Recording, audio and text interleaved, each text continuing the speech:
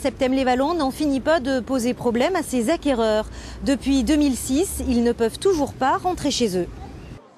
Remise de clés pour des appartements inhabitables. Le cauchemar continue pour les 25 acquéreurs des terrasses de Notre-Dame à Septem. Aujourd'hui, c'était la remise de clés pour 4 d'entre eux.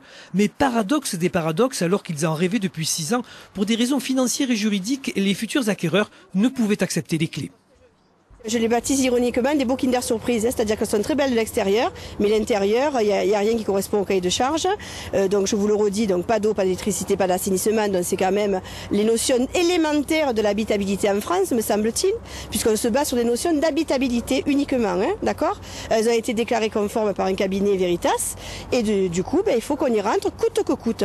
Retour sur une arnaque débutée en 2006, un projet de construction alléchant, des malfaçons à tout va, une LCI déclarée défaillante en 2010, un chantier repris par un garant financier condamné à achever les travaux. Voilà pour l'histoire, ou la tragédie plutôt, pour ces personnes qui continuent à payer des traites de maisons réduites en cendres.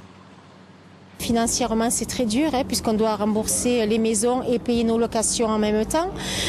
Aujourd'hui, ce qui est encore le plus touchant, c'est que on voulait qu'ils détruisent nos maisons puisque c'était le but, mais quand vous voyez vos maisons complètement rasées alors que ça fait 3 ans qu'on devrait y être dedans, ça nous fait quand même mal au fond de nous.